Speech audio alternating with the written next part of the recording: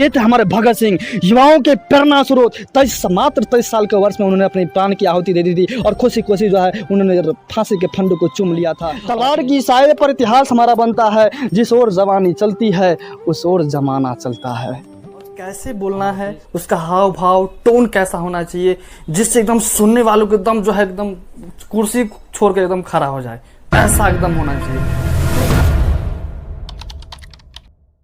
अगस्त पर भाषण देने का सोच रहे हैं और उसमें आप युवा को ऐड नहीं किए तो आपका स्पीच अधूरा माना जाएगा, क्योंकि युवा जो होता है वही देश का निर्माता होता है, देश का भविष्य युवा ही होता है। स्पीच में उन वीरों को देखो, वीरों को याद करना तो देशभक्ति है ही और उसे ऐड हमें करना ही है, लेकिन इसके अलावा हमें लास्ट में कुछ न कुछ एक कंक्लूजन देना है कि देशभक्ति एक्चुअल में हम लोगों का अब कैसा देशभक्ति रह गया है, उस चीज़ों को ऐड करना जरूरी है।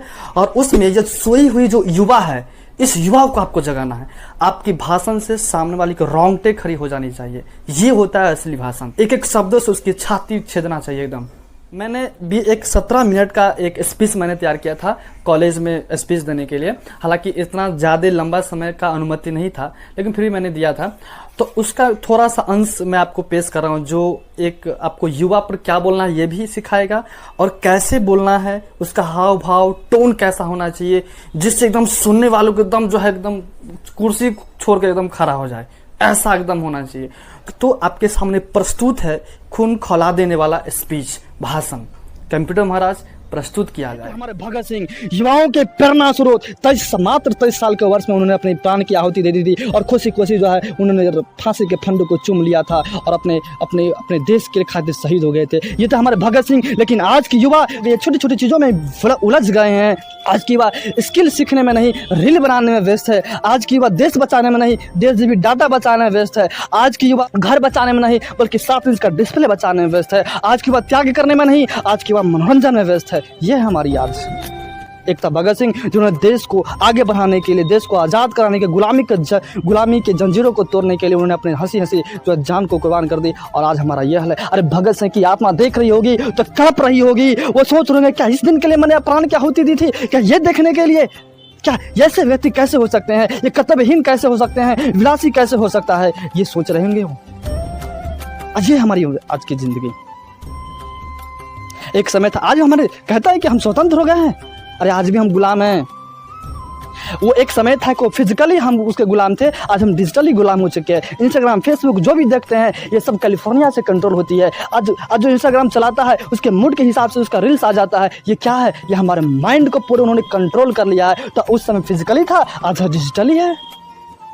हमें इससे ऊपर उठना होगा, देश को आगे बढ़ाना होगा। पूरे दुनिया में आज सबसे ज़्यादा जनसंख्या है तो वो है, सबसे ज़्यादा युवा की जनसंख्या तो है भारत आज पूरी दुनिया में सबसे ज़्यादा है। भारत की में जो युवा की संख्या है, और जिस देश की जितनी ज़्यादा युवा की संख्या होती है वहाँ उतनी संभावनाएं होती है, वो देश उतना ज़्यादा तेज़ी से प्रगति करने की संभावनाएं होती है। लेकिन आज हमारा भारत किसी और चीज़ में विलीन है।